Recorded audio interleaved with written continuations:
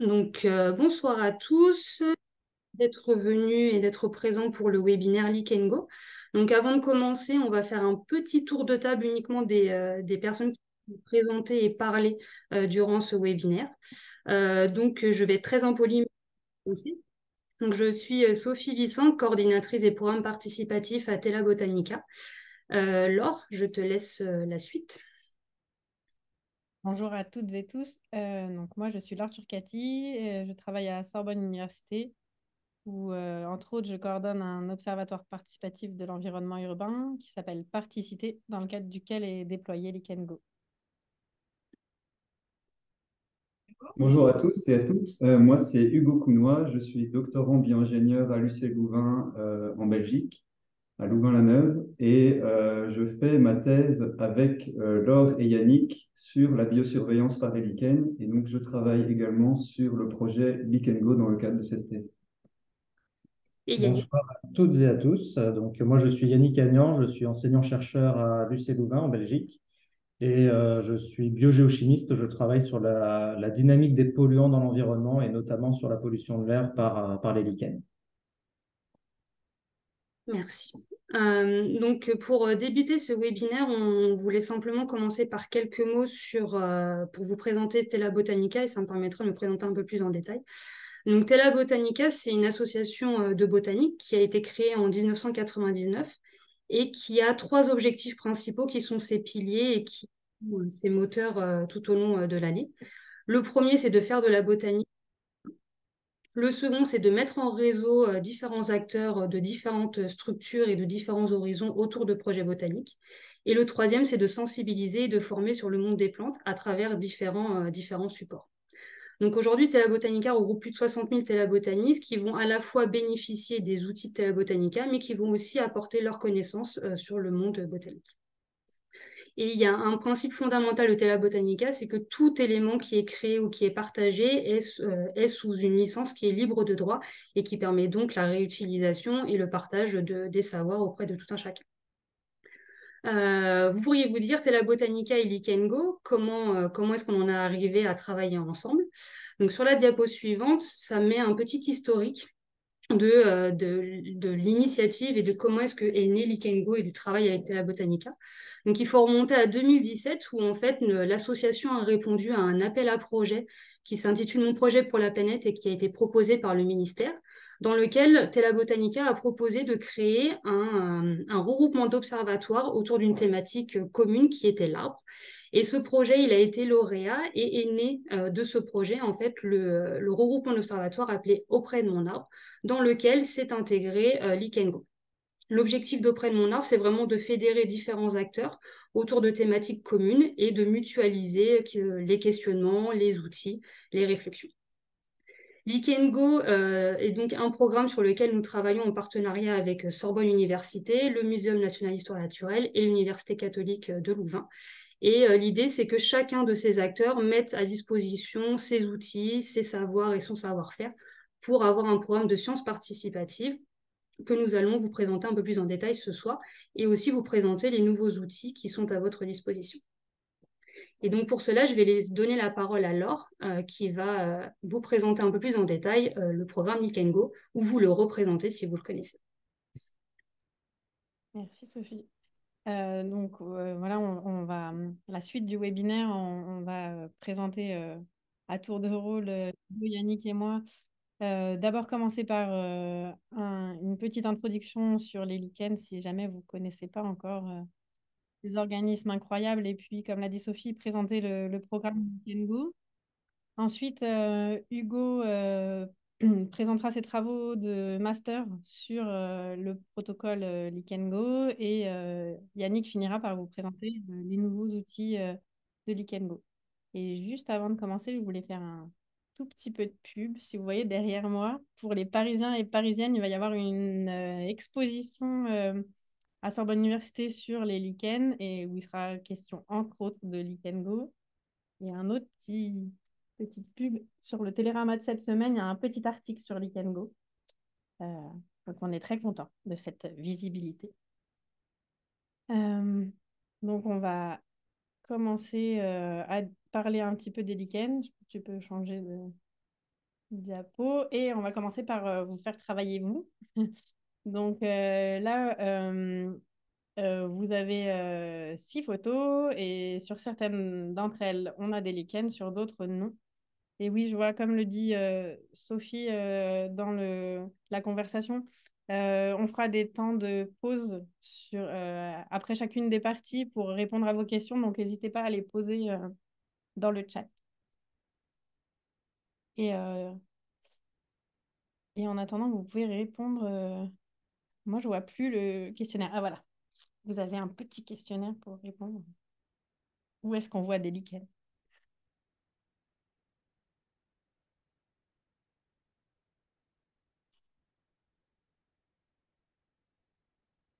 Ouais.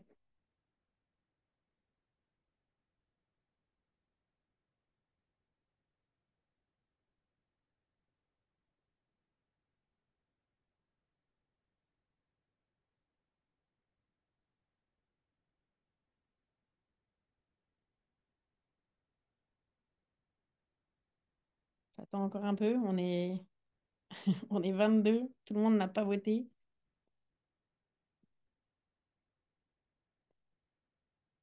Hmm.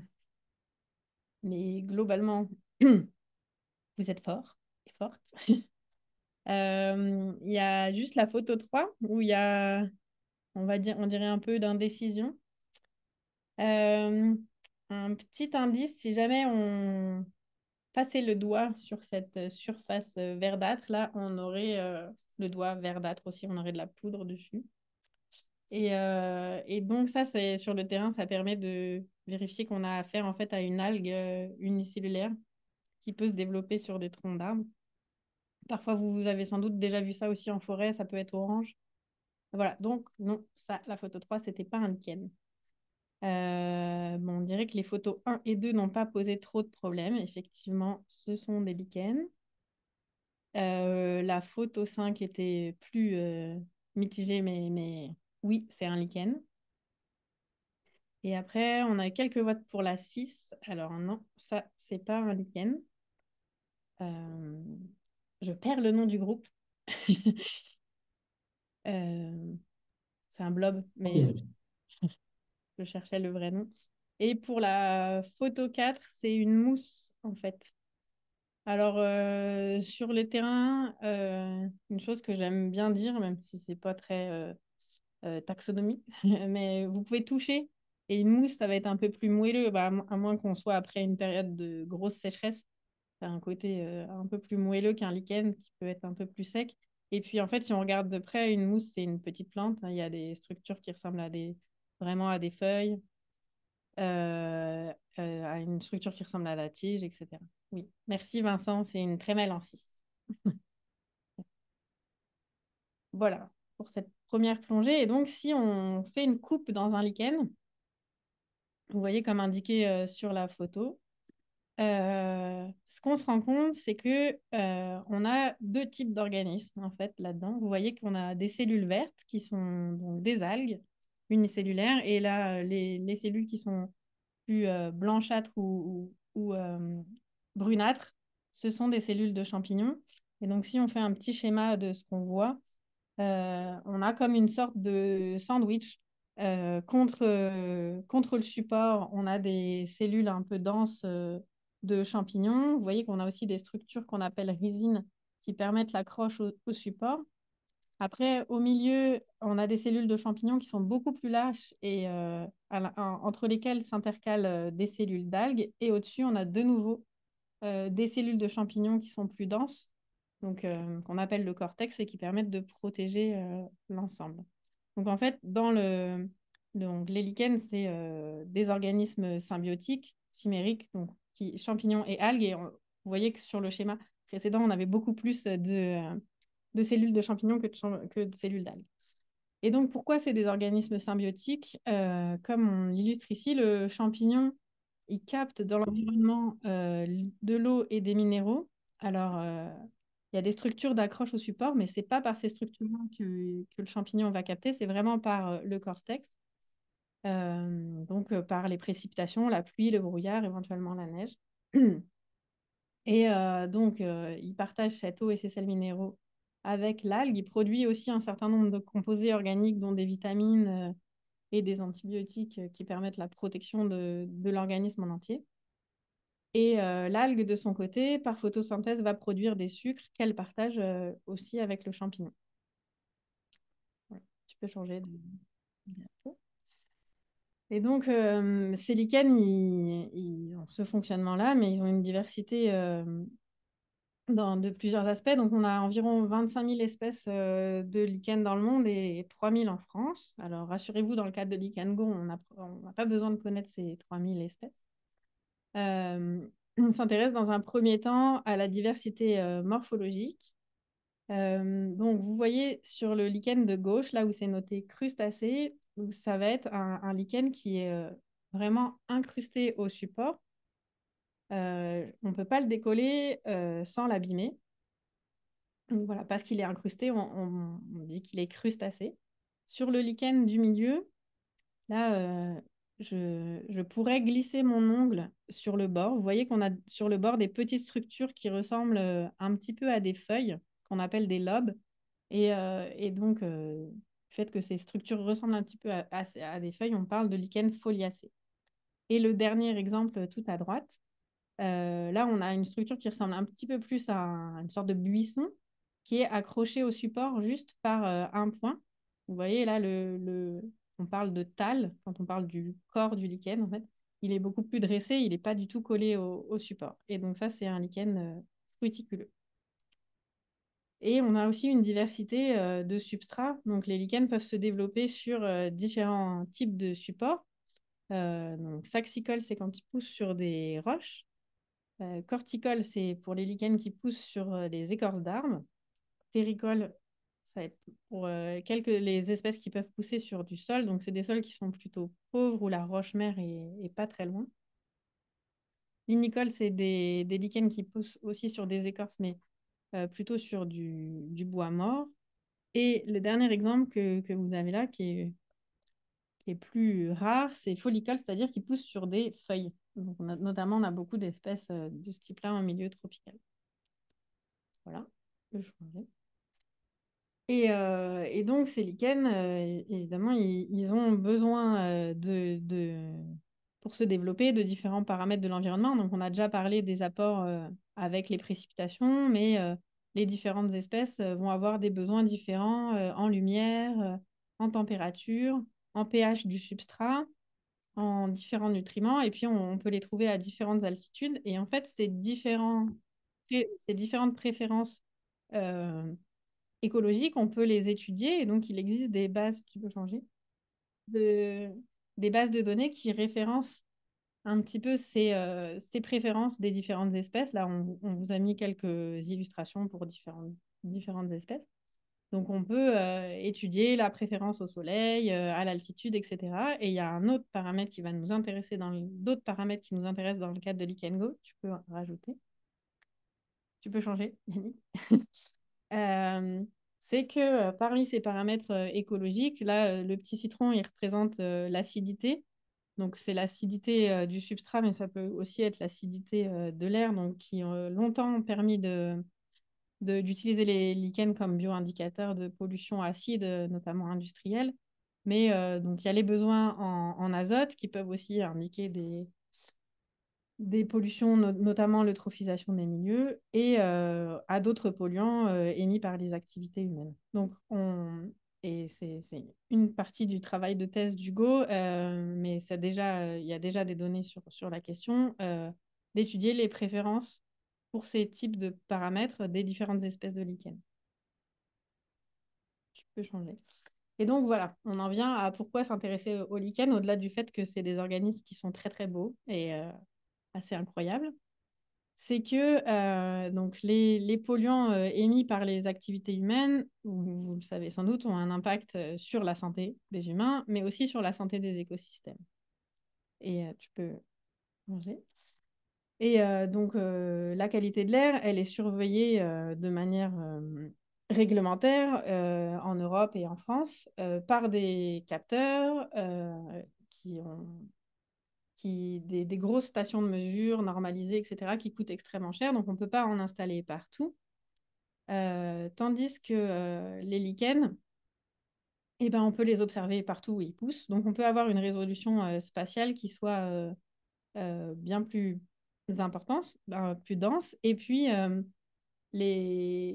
l'inverse des capteurs, on peut étudier différents polluants pour des coûts qui sont plus faibles. Donc, ça, utiliser la présence de différentes espèces biologiques, c'est ce qu'on appelle la bioindication et c'est ce qu'on fait dans le cadre de LichenGo. Donc, étudier la présence des lichens pour faire le lien avec la qualité de l'air.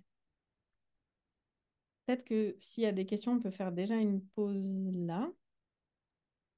Mais on dirait qu'il n'y en a pas. Donc, je vais un peu vous présenter l'historique de la mise en place de LichenGo.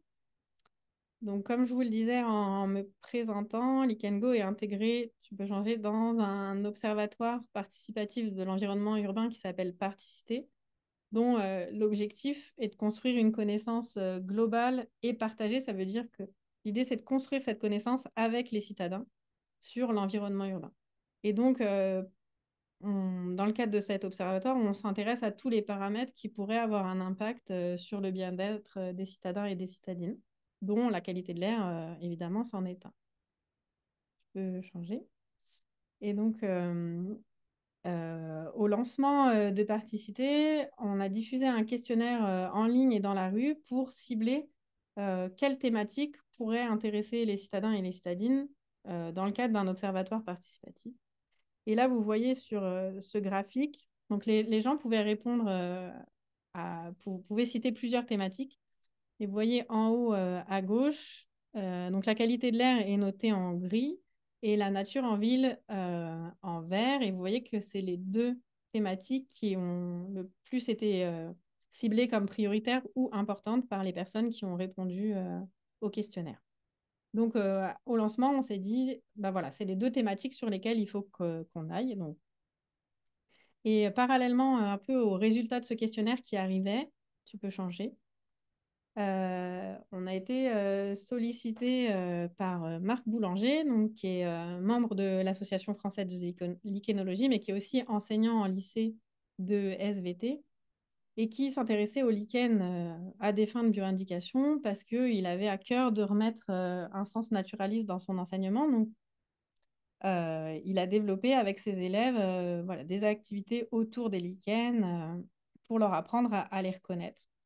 Et comme il est aussi formateur d'enseignants, il avait disséminé un peu cette idée dans son académie, l'Académie de Lille, et fait un petit réseau d'enseignants et leurs élèves qui observaient les lichens en lien avec la qualité de l'air. Et donc sa proposition, ça a été de passer à l'échelle et de déployer son idée à l'échelle française. Donc il a sollicité Viginature École et Particité pour faire ça.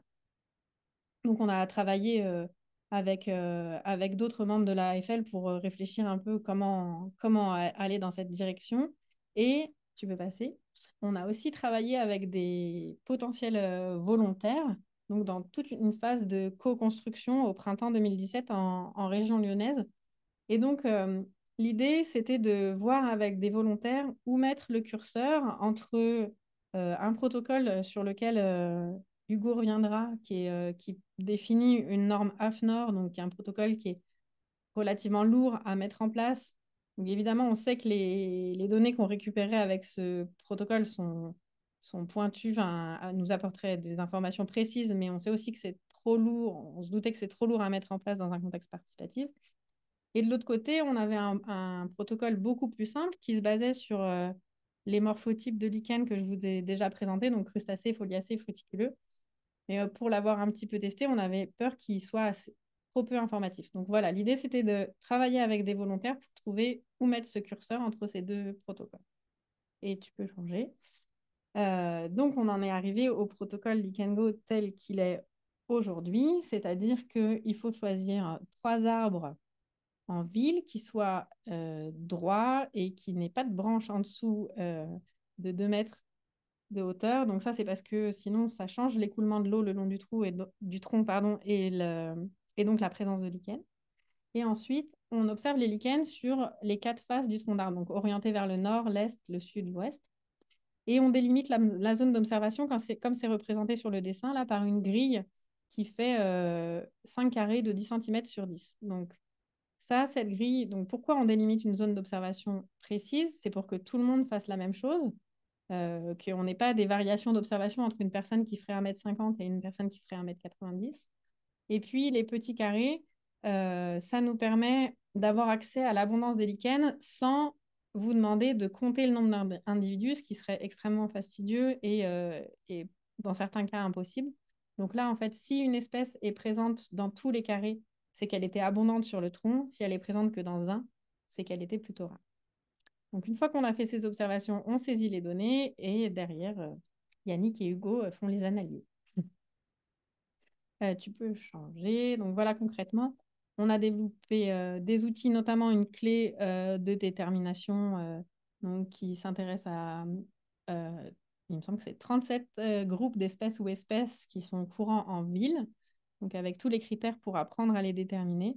Et voilà, en fonction de où est-ce qu'on observe sur la grille les différentes espèces, on coche sur la fiche de terrain les petits carrés où elles sont présentes. Tu peux changer. Et donc, depuis 2019, comme l'a dit Sophie, on collabore avec Tela Botanica. Donc, entre 2017, la co-construction du protocole, et 2019, on a testé différentes solutions pour la saisie de données. Et vraiment, après, grâce à Auprès de mon arbre, on a eu une interface de saisie digne de ce nom qui nous a permis de vraiment lancer Lichen Go et aussi de bénéficier de tous les outils développés par Tela Botanica pour l'animation de la communauté de participants. Notamment, on voit une mailing list à laquelle vous êtes peut-être abonné. Et puis, un autre paramètre depuis 2020, si je ne me trompe pas, quand vous saisissez des données, si jamais vous avez un doute sur l'identification du lichen, vous pouvez téléverser une photo qui est directement transférée dans un outil qui s'appelle Identiplante, où il y a une section pour les lichens. Et donc, les autres volontaires voient vos photos et peuvent vous aider à l'identifier ou vous confirmer dans l'identification que vous aviez ou vous suggérer autre chose. Voilà, je peux changer. Et je crois que vous avez fini. C'est la parole à Hugo qui va vous parler un peu de l'étude qu'il a menée sur le protocole Lichen Go pendant son stage de master. Et peut-être s'il y avait des questions. Oui. Ok. Ok, alors moi je vais vous présenter un peu l'ensemble des pistes de réflexion qu'on a eues avec Laure et Yannick pour évaluer les performances de ce protocole Lichen Go. Et donc par évaluer les performances, on entend à la fois rendre le protocole le plus robuste possible, donc il ait un vrai intérêt scientifique, qu'il soit répétable, qu'on puisse avoir des données intéressantes pour évaluer la pollution, et en même temps qu'il soit facile à mettre en œuvre et voire agréable à mettre en œuvre pour que les gens aient envie de participer au projet. Et donc, à partir de cette réflexion, on a identifié 3 pistes qui permettront d'évaluer la qualité des données et de trouver des solutions pour améliorer le protocole. Alors, tout d'abord, on a envisagé l'impact des simplifications du protocole. Donc, on l'a dit, Lichen Go, c'est une version simplifiée du protocole AFNOR que les lichenologues experts vont employer. Et donc, avec Lichen Go, au lieu d'identifier toutes les espèces de lichen, on va s'intéresser seulement à 37 groupes ou espèces. On va aussi évaluer, regarder les lichens sur moins d'arbres. Donc, c'est toutes ces simplifications qu'on va essayer de comprendre, voir l'impact de ces simplifications sur les résultats qu'on va obtenir. Ensuite, on peut aussi s'intéresser à l'impact du choix des arbres. Donc, par exemple, si vous allez dans un parc donné, est-ce que le fait de choisir un certain groupe d'arbres ou un autre va influencer les résultats que vous allez obtenir? Et enfin, on a testé le biais observateur, donc le biais néo-observateur, donc des gens qui n'avaient pas encore d'expérience sur les lichens. Et donc, on a demandé à toute une série de volontaires d'appliquer le protocole sur les mêmes arbres pour voir l'influence de l'observateur directement sur les résultats. Et donc, on va passer en revue ces trois pistes en commençant par les simplifications du protocole. Alors, pour cette première approche, on a utilisé un jeu de données récolté par un lichenologue. Et donc, ce lichenologue, il a appliqué le protocole AFNOR complet avec toutes les espèces de lichens sur une centaine de sites. Et sur chacun de ces sites, il a regardé 5 arbres. Et donc, ici, vous voyez la diversité moyenne, qui est plus ou moins de 10 ou 11 espèces, sur les 5 arbres. Ensuite, on s'est volontairement privé d'une partie des données, donc par exemple avec 4 arbres, 3 arbres, 2 arbres. Donc on a recalculé la diversité en considérant seulement 4 arbres, 3 arbres, 2 arbres, etc. On a ensuite encore simplifié les données en utilisant la clé Lichen-Go pour identifier. Donc toutes les espèces que le lichénologue avait observées, on a fait comme si on utilisait la clé Lichen-Go, on voyait où est-ce qu'elles arrivaient. Et de là, on a recalculé la diversité moyenne pour tous les sites. Et on observe qu'on sous-estime toujours un petit peu la diversité avec Lichen-Go par rapport au protocole complet AFNOR. En particulier, si on considère 3 arbres, ce qui est le cas dans Lichen-Go, on voit qu'on a une sous-estimation en moyenne de 7%. Alors, cette sous-estimation, elle est liée en fait au regroupement qu'on a dans la clé Lichen-Go, comme par exemple les espèces Amandinea punctata et Lecidella et Laeochroma, qui sont toutes les deux des espèces crustacées avec des apothécies noires, hein, les espèces de boules noires qu'on voit sur les photos. Et en fait, pour distinguer ces deux espèces, on ne peut pas le faire sur le terrain, il faut obligatoirement prélever un échantillon, faire une coupe au microscope pour regarder les spores. Et donc, c'est quelque chose de relativement fastidieux qu'on ne fait pas dans Lichen-Go. Donc, c'est de là que vient cette petite sous-estimation de la diversité. Alors, ce qu'on voit d'autre sur ce graphe, c'est que plus on échantillonne d'arbres et plus on voit d'espèces différentes. Cependant, l'augmentation n'est pas linéaire. Donc, par exemple, quand on passe de 1 à 3 arbres, on gagne 3,4 espèces avec le protocole Lichen-Go, toujours en moyenne.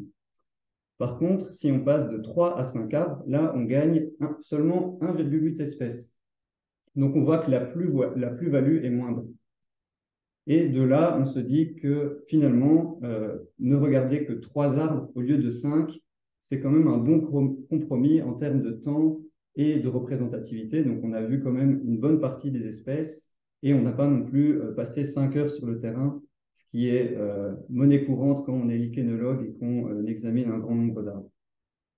Et en plus de ça, le fait d'avoir des sites qui comportent moins d'arbres, ça les rend plus disponibles. C'est plus facile de trouver des sites de 3 arbres. Par exemple, si on obligeait les gens à regarder 5 arbres dans Lichen-Go, mais toutes les personnes qui n'ont que 3 arbres dans leur jardin ne pourraient plus l'appliquer et on perdrait des sites de cette façon.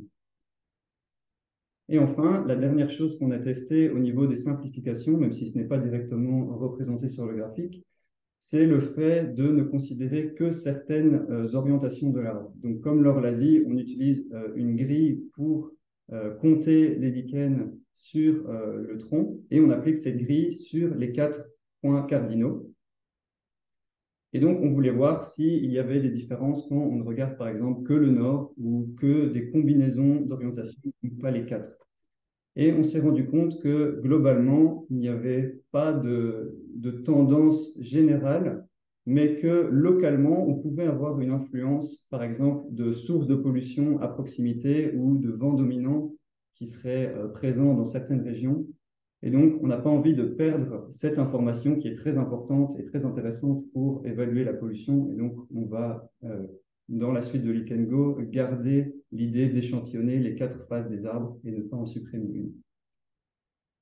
Alors, la diversité, le nombre d'espèces, c'est intéressant, mais en bioindication, comme Laure l'a dit, avec les lichens, on a besoin de savoir quelles espèces sont présentes sur un site pour calculer des indicateurs écologiques qui vont être très intéressants pour évaluer la pollution. Et donc, on peut par exemple s'intéresser aux espèces eutrophes. Donc ici, vous avez la proportion des espèces eutrophes, donc c'est la même chose que espèces nitrophiles. en fonction du nombre d'arbres, toujours 1, 2, 3, 4, 5. Donc, première observation, on voit que lichen Go et Afnor sont très proches dans les deux cas. Donc, que vous regardiez toutes les espèces de lichen ou seulement celles dans lichen Go, ça fonctionne assez bien. Et ça, c'est parce que, en fait, les espèces eutrophes qui habitent en milieu urbain, en fait, elles sont très bien représentées dans la clé lichen Go. On a par exemple Xanthoria parietina, qui est vraiment une espèce omniprésente en milieu urbain. Et donc, à ce niveau-là, on n'a pas de problème. Et ensuite, on voit qu'avec 3 arbres ou plus, on n'a pas vraiment de différence. Donc, ça nous conforte dans l'idée de garder 3 arbres pour la suite. Donc, pour les espèces eutrophes, tout va bien. Par contre, si maintenant on s'intéresse aux espèces qui sont acidophiles, donc là, c'est un peu les espèces qui sont antagonistes par rapport aux espèces eutrophes, elles vont avoir tendance à disparaître quand celles-ci vont être plus abondantes. On voit que cette fois, on a clairement une sous-estimation au niveau de lichen Go. Et ça, c'est dû en fait à la non prise en compte de certaines espèces qui sont acidophiles, comme par exemple ces 2 espèces qui sont regroupées dans lichen Go sous le nom de lichen crustacé poudreux.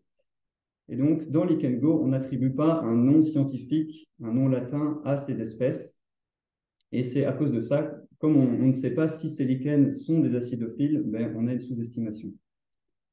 Maintenant, si, c'est ce qu'on a testé, si on attribue un score écologique, donc on se dit tous les lichens crustacés poudreux qu'on relève sont des acidophiles, eh bien là, on voit que la sous-estimation a pratiquement disparu. Et donc, c'est ce qu'on va faire dans la suite de lichen Go.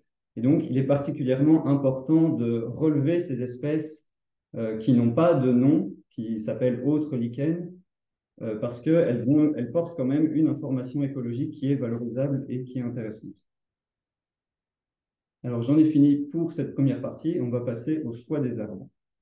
Alors, pour ce test, on a appliqué le protocole lichen Go dans une rue, le long d'une route. Et cette rue est un petit peu particulière parce qu'il y a des arbres des 2 côtés. Mais du côté nord, ces arbres sont très ombragés parce que vous avez en fait une espèce de bosquet de ce côté-ci. Et donc, le tronc des arbres est vraiment très ombragé. Alors que du côté sud, on a une pelouse. Et là, il y a beaucoup de lumière. Et donc, les conditions ne sont pas exactement les mêmes des 2 côtés de la route, même si on est dans un environnement très proche.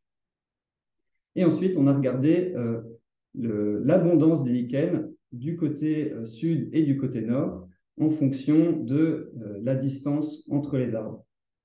Donc ici, on a appliqué le protocole lichen Go en ne sélectionnant que des paires d'arbres qui sont directement adjacents, donc qui sont espacés de moins de 20 mètres. Donc par exemple, j'aurais pris ces 3-ci ou ces 3-ci. Et donc, on voit qu'on a clairement une différence dans l'abondance des lichens qui est liée à la différence de luminosité. Donc, quand j'ai plus de lumière, j'ai aussi plus de lichens. Donc, on voit que ce facteur-là peut jouer. Maintenant, si on augmente la distance entre les arbres, donc là, je m'autorise à ne pas prendre un des arbres entre les 2. Donc, j'ai toujours mes 3 arbres, mais j'en saute 1 sur 2. On voit que je n'ai pas vraiment de différence au sein d'un même côté, même si la distance entre les arbres est plus grande. Par contre, d'un côté à l'autre de la route, j'ai toujours cette différence liée à la luminosité. Et donc, si on continue à augmenter la distance à 50 mètres ou même à 100 mètres, mais la tendance reste stable. Et donc, ce qui est important de comprendre ici, c'est que on peut choisir des arbres qui sont plus éloignés si ça permet de faire un site lichen Go, mais il faut veiller à ce qu'ils soient plus ou moins dans les mêmes conditions, dans la même ambiance au niveau de la luminosité. Et donc, c'est pour ça que dans le protocole, on demande d'indiquer si certaines faces de l'arbre peuvent être ombragées en permanence, parce que ça peut avoir un impact sur les lichens qu'on va observer. Mais ça, Yannick va vous en reparler tout à l'heure. Voilà. Et maintenant, on va passer à la dernière partie qui concerne le biais observateur. Alors, pour ce test, on a demandé à 25 personnes d'appliquer le protocole lichen Go sur les 3 mêmes arbres. Donc, vous les avez ici. Ils ont observé un certain nombre d'espèces et une certaine abondance. Et on a comparé tous ces relevés à celui d'un expert, donc de quelqu'un qui connaît relativement bien les lichens. Alors, quand on voit ce graphe, on pourrait se dire, bah, tiens, les meilleurs volontaires, ils sont proches de l'expert, ils ont vu presque le même nombre d'espèces et presque la même abondance, donc c'est très bien. Mais en fait, ce qu'on ne s'est pas encore demandé, c'est quelles espèces est-ce qu'ils ont vues, est-ce qu'ils ont correctement identifié. Et donc, pour cela, on a calculé un indicateur de similarité qui donc tend vers le vert quand on a vu les mêmes espèces que l'expert. Et à l'inverse, il devient plus blanc quand on n'a pas vu les mêmes espèces, c'est-à-dire qu'on a peut-être oublié des espèces ou alors on les a mal identifiées. Et alors, à partir de cette expérience, comme on avait les relevés de toutes les personnes, on a pu identifier directement quelles erreurs elles avaient commises ou quelles espèces elles n'avaient pas vues. Et donc, tout ça, on va le valoriser en essayant d'améliorer la clé pour justement limiter ces erreurs et ces biais. Alors, si on passe rapidement en revue les erreurs fréquentes, au niveau des espèces qui sont difficiles à observer, on a deux grosses catégories. On a d'une part les lichens bruns, donc qui sont difficiles à observer parce que forcément, ils ont à peu près la même couleur que l'écorce. Et donc, on ne les voit pas forcément quand on regarde rapidement, il faut avoir l'œil et s'y habituer. Et de la même façon, on a des espèces qui sont assez petites. Et donc, pareil, il faut les avoir vues au moins une fois pour les détecter. Donc, à ce niveau-là, on ne peut pas faire grand-chose au niveau des outils Lichen Go. On peut seulement insister sur ces espèces durant les formations. Et c'est ce qu'on fait actuellement. Et c'est tout.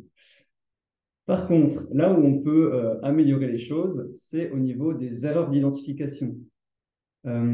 Alors, on a encore une fois deux catégories. On a ce qu'on a appelé ici des espèces proches. Donc ici, vous avez un exemple, les Punctelia, pour ceux qui connaissent. Il y a plusieurs espèces du genre Punctelia et elles sont assez proches morphologiquement, donc elles se ressemblent visuellement. Et en plus de ça, elles ont à peu près la même écologie, c'est-à-dire qu'on va souvent les retrouver ensemble sur les mêmes arbres.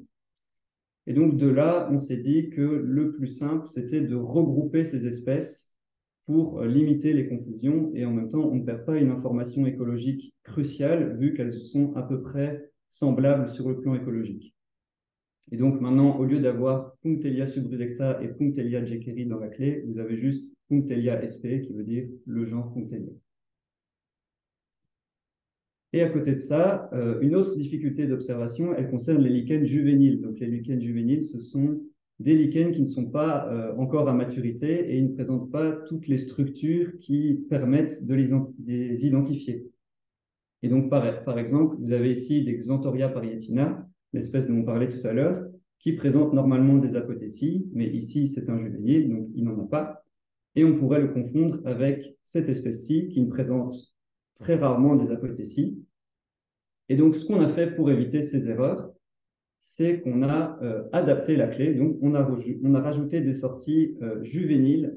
Donc, vous pouvez tomber sur Xanthoria parietina juvénile dans la clé d'identification. Et donc, tout ça, ça a permis de diminuer le nombre d'erreurs qu'on a observées parce qu'on a déjà pu tester cette clé au cours de différentes formations et globalement, on a vraiment observé une belle amélioration.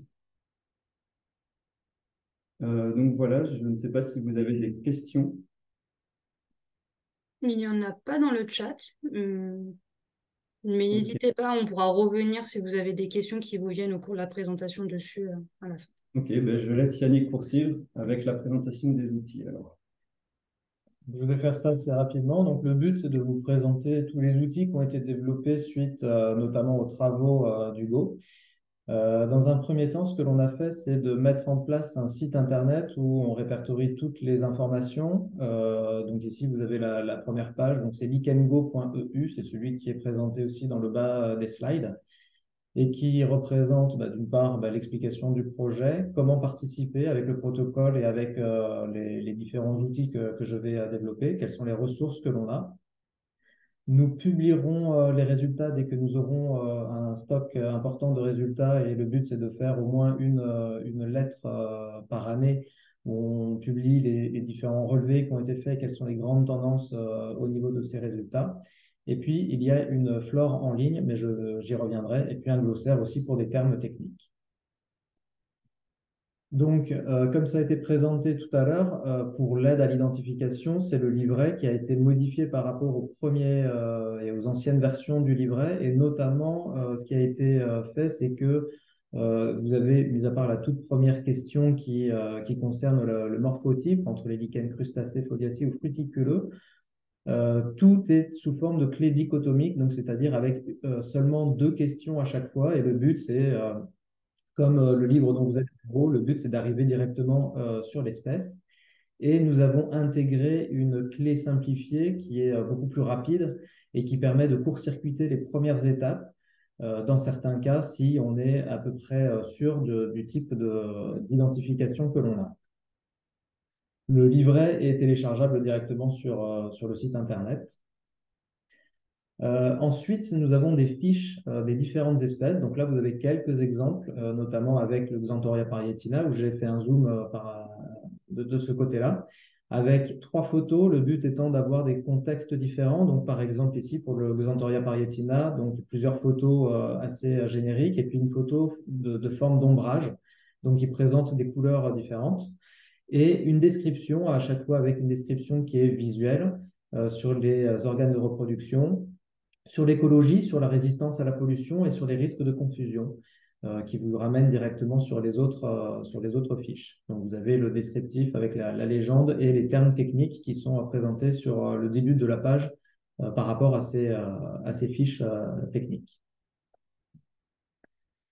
Cette clé est également disponible sur la Flore en ligne, donc directement depuis le site Internet et avec un format qui est disponible depuis votre smartphone.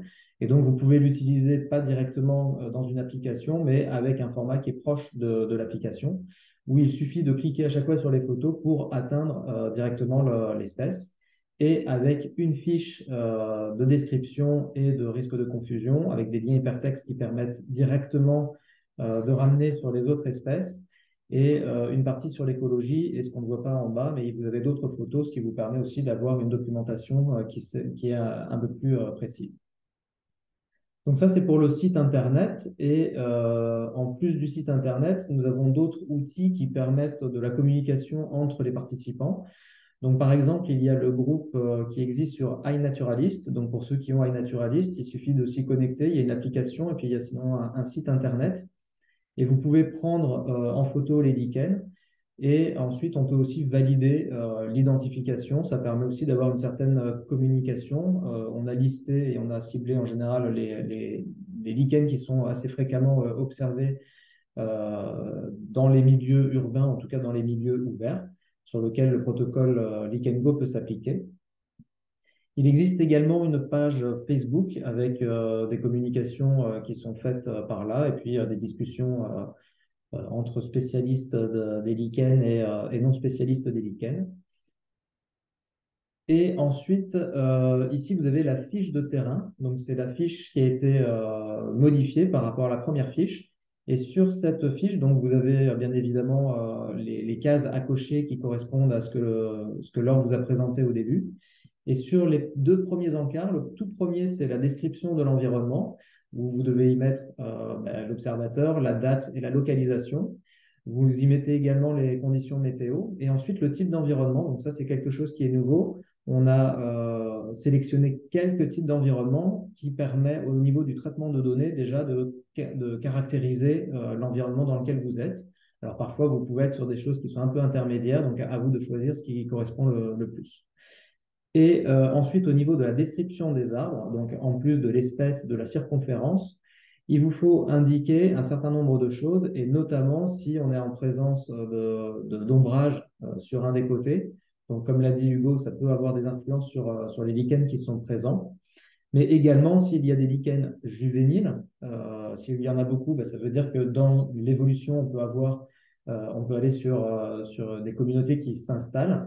Des lichens nécrosés, donc là, c'est dans le cas de lichens qui sont en fin de vie. Et s'il y a la présence de mousse, parce qu'il peut y avoir des compétitions. Et donc, si vous en voyez de façon abondante, il faut le noter sur le type de face. Ensuite, il existe une nouvelle plateforme qui vient juste d'être mise en ligne. Donc, c'est la plateforme de saisie des données.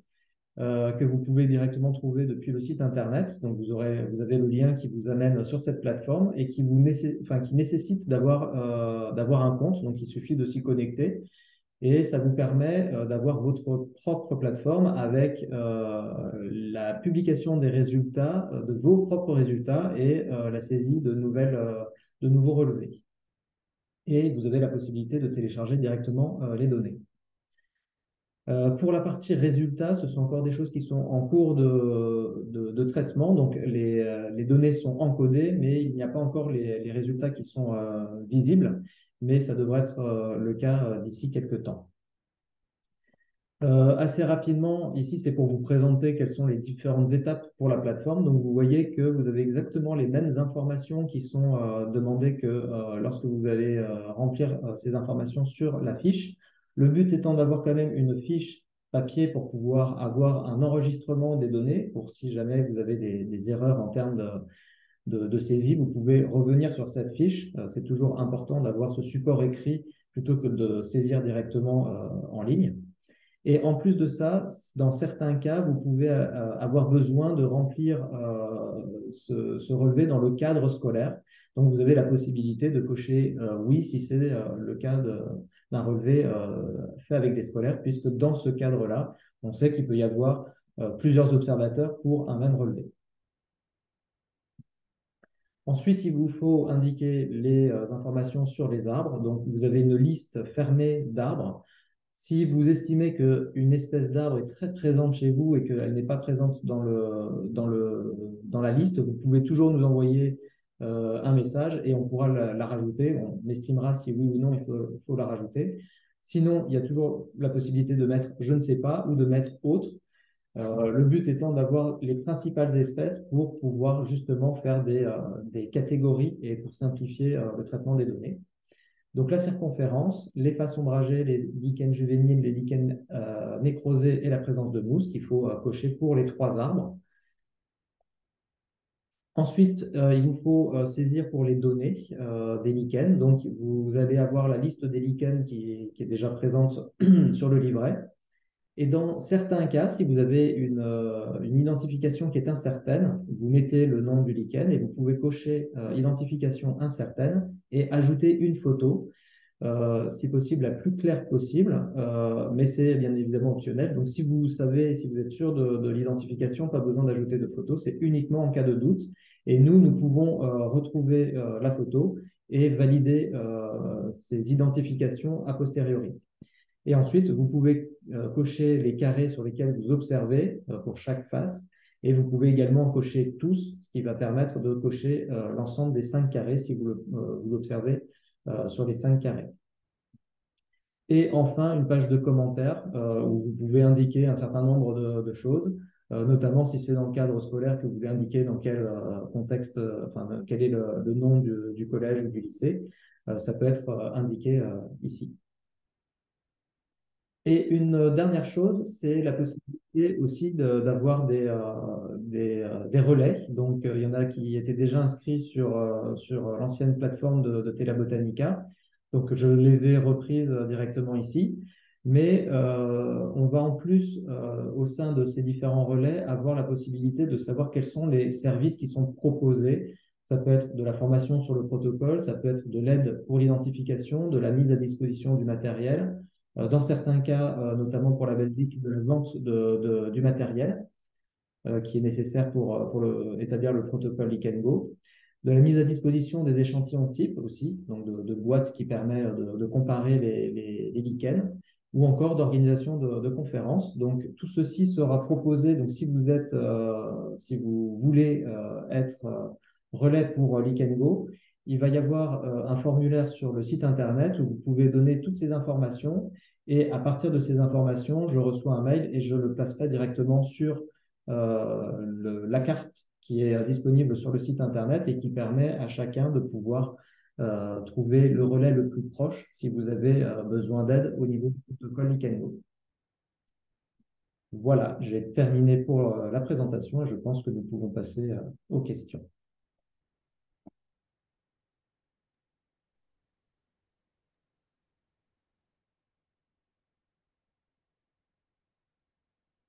Élise Le Breton qui a posé une longue question dans le chat.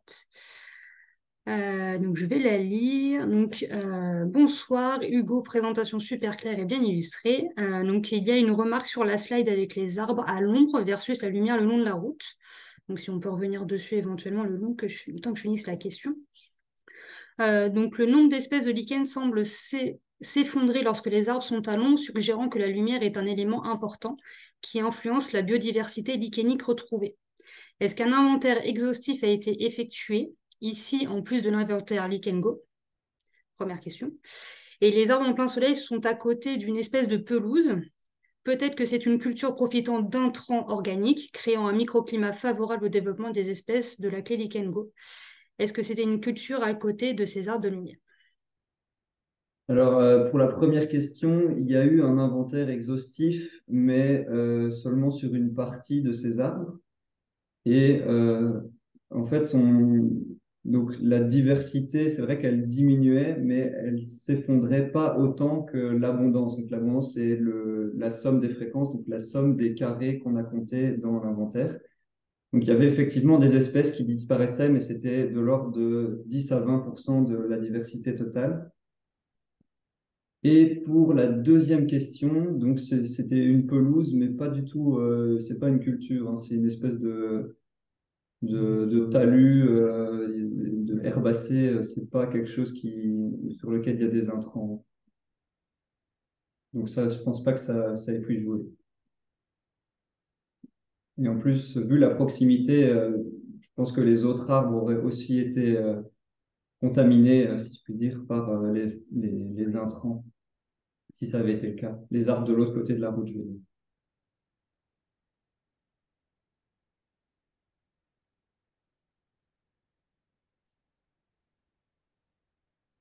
J'espère que c'est bon pour vous, Élise. Hop, voilà, c'est super, merci. N'hésitez pas si vous avez d'autres questions, on a le temps d'y répondre. On est vraiment à votre disposition, ou même des questions autres qui n'auraient pas été abordées sur la présentation qu'on vous a fait ce soir. Peut-être en attendant qu'il y ait une autre question qui arrive, j'avais deux petites précisions. Euh, si vous faites des observations dans un cadre scolaire et que vous êtes en France, alors les données, vous pouvez les saisir plutôt sur le site de Vigie Nature École, puisque Vigie Nature École est partenaire fondateur de Lichengo, et donc il y a une interface dédiée pour les scolaires sur Lichengo, mais qui fonctionne qu'en France. C'est pour ça qu'on a aussi cette possibilité ailleurs en France qu'en France de saisir les données sur le site de lichengo.eu. Et l'autre petite précision, comme l'a montré Hugo, il y a des confusions sur les petites espèces grises et aussi avec les lichens juvéniles. Et donc, au-delà de la formation qu'on propose autour de Lichengo, on a aussi essayé de faire des outils en ligne. Il y a notamment 2 vidéos qui ont été réalisées qui sont disponibles sur la chaîne YouTube de Particité. Je remettrai le lien, pardon, et qui permet de voir qu'est-ce qu'il faut regarder pour ne pas rater ces espèces.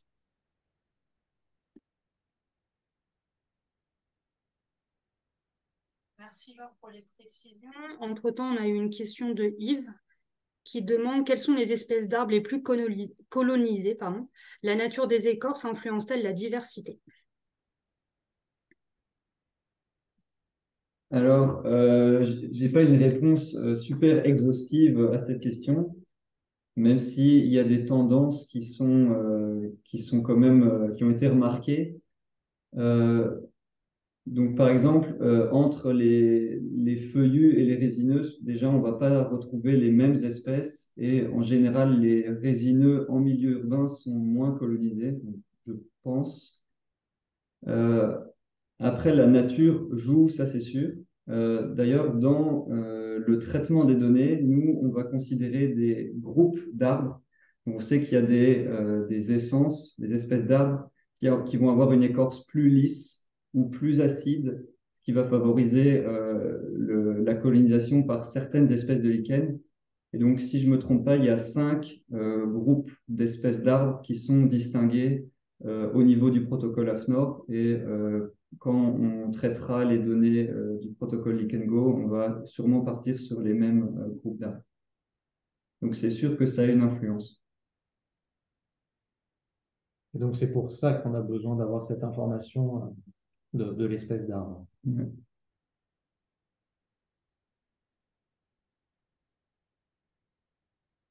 Alors, dans le chat, il vous a été mis le lien vers les différents sites qui ont été présentés ce soir. Donc, le site de likengo.eu, le site de Viginature École sur lequel vous pouvez avoir toutes les informations de Likengo dédiées aux scolaires. Et il y a aussi 2 vidéos YouTube qui ont été mises par Laure. Est-ce que tu peux juste préciser brièvement à quoi est-ce qu'elles correspondent, ces vidéos, s'il te plaît? C'est les 2 vidéos qui permettent de distinguer les petits lichens gris et puis les lichens jaunes en ville. Merci.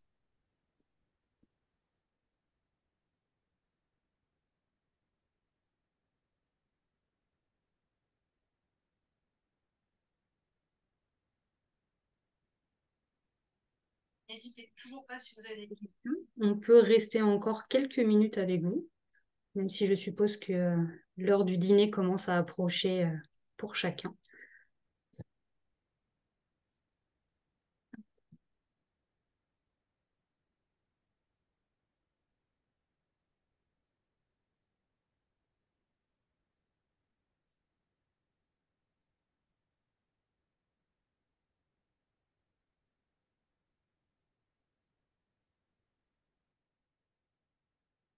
Donc, Christine fait une remarque sur le programme Leak Go avec les scolaires et la difficulté de la mise en place du protocole avec les scolaires.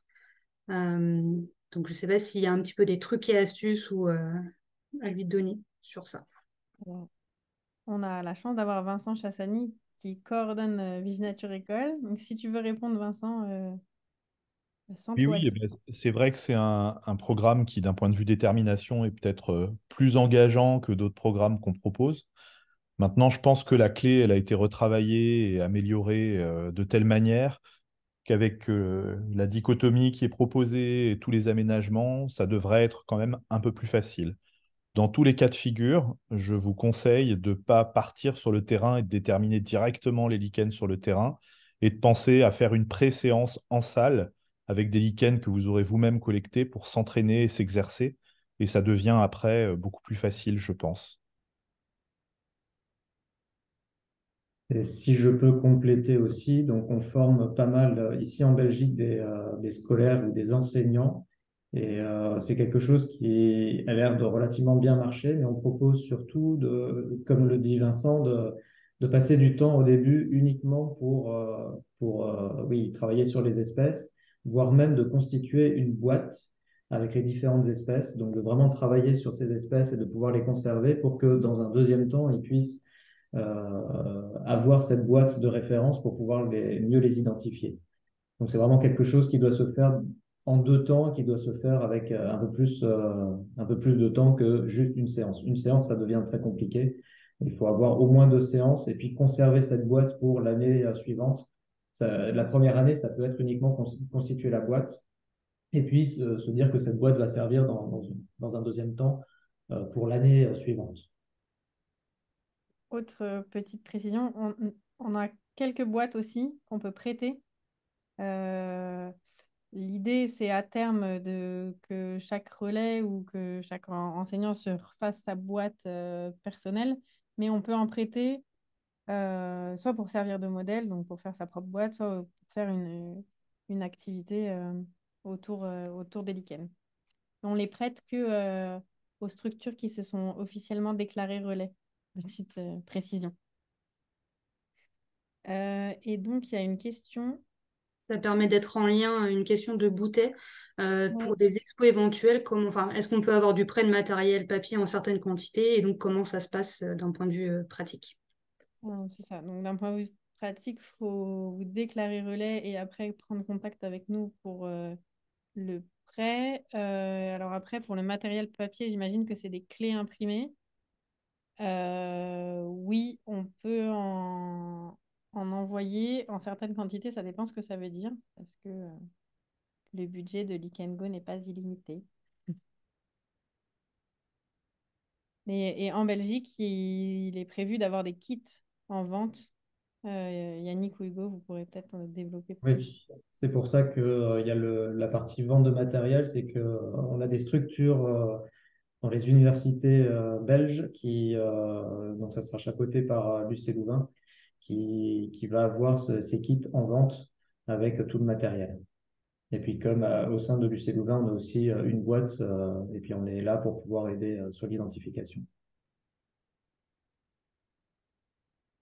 On a une autre question, on change un petit peu de sujet, donc de Emma, qui souhaiterait savoir si le protocole est spécifique à la France hexagonale et à la Belgique, ou est-ce qu'il peut être aussi appliqué en Outre-mer?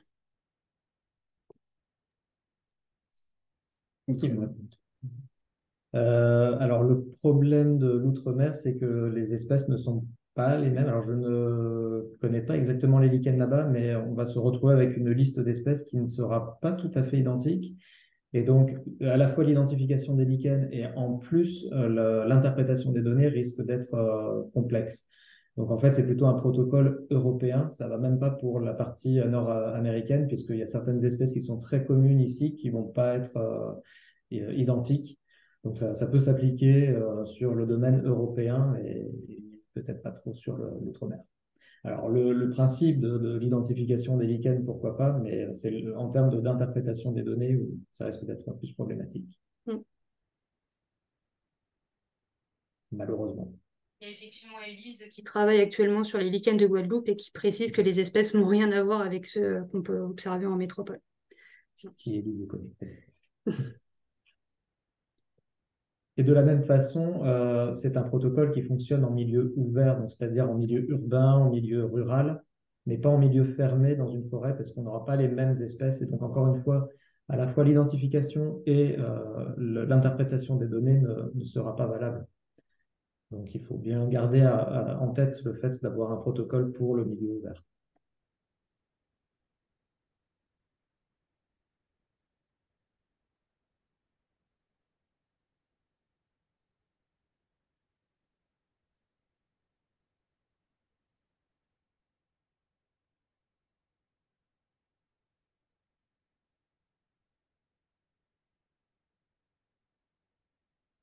Si vous n'avez pas d'autres questions ou commentaires, il nous reste à vous remercier d'avoir été présent ce soir. Ah si, il y a Yves qui nous pose une question. Ah. J'ai le guide pas loin, mais j'ai pas la dernière édition. Mais on a aussi la chance d'avoir une des autrices dans l'assistant. Donc Yves demande quelle est la littérature simple de base, les guides, etc. Donc voilà, Laure, tu peux... J'ai pas la dernière édition qui est très colorée, mais donc c'est Guide des lichens de France. Il y a pour Lichen Go, en tout cas, c'est les lichens corticoles. Et vraiment, si vous voulez aller plus loin, évidemment que la clé, c'est la référence. Pour ça, qui est très, avec des très belles photos. Et puis des tableaux récapitulatifs pour pas confondre les espèces proches. Enfin, vraiment très, très pratique sur le terrain. Et on a une autre question de Boutet qui demande s'il y a des accords de coopération avec les agences régionales de l'air suite au programme Lichen Go. Alors, nous, on a eu, oui, effectivement, des accords avec Air Paris en Île-de-France parce que on a eu un stagiaire, Benjamin Canu, qui a travaillé sur... en fait, en Île-de-France, on a fait des inventaires Lichen Go autour des stations de mesure Air Paris. Et donc, il a comparé la biodiversité avec les mesures, notamment d'oxyde d'azote.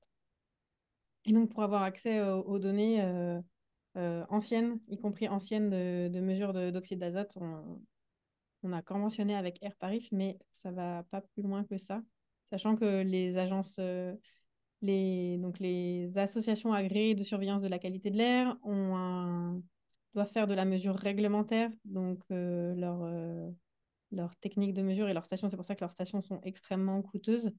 C'est pas ce qu'on fait avec Lichen Go, donc pour elles, c'est compliqué, c'est en dehors de leur champ de compétences. Donc, à part suivre clairement du côté Air Paris, ils suivent avec intérêt ce qui se passe pour Lichen Go, mais aller plus loin par un vrai partenariat, c'est compliqué parce que c'est pas leur métier en fait.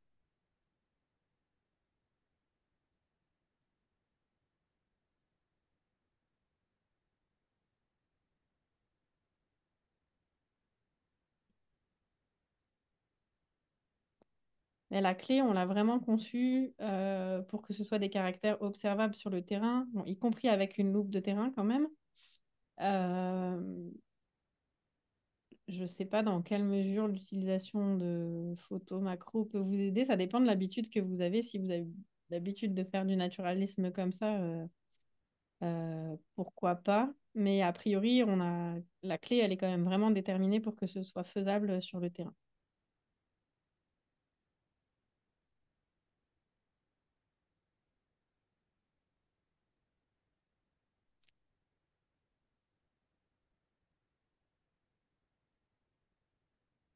Après, si vous voulez faire des photos en macro parce que c'est très joli, vous pouvez vous faire plaisir.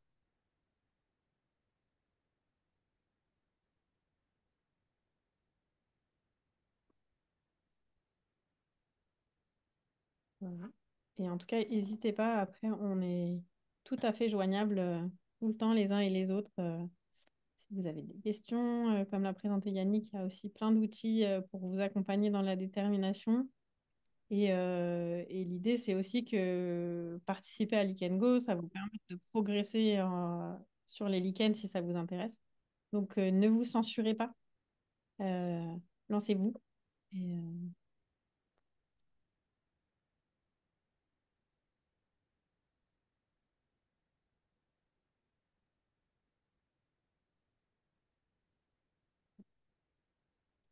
je pense qu'il est l'heure d'aller dîner. Ouais, c'est ce que j'allais dire. Merci. Merci beaucoup à tous d'être restés jusque-là. La vidéo, dans tous les cas, sera disponible. On transmettra aux participants. Merci aux intervenants d'avoir présenté. Et comme le disait Laure, on reste disponible, donc n'hésitez pas à nous contacter par la suite. Donc, c'est à tous une très bonne soirée et au plaisir d'échanger avec vous sur les lichens. Merci. Merci. Merci beaucoup.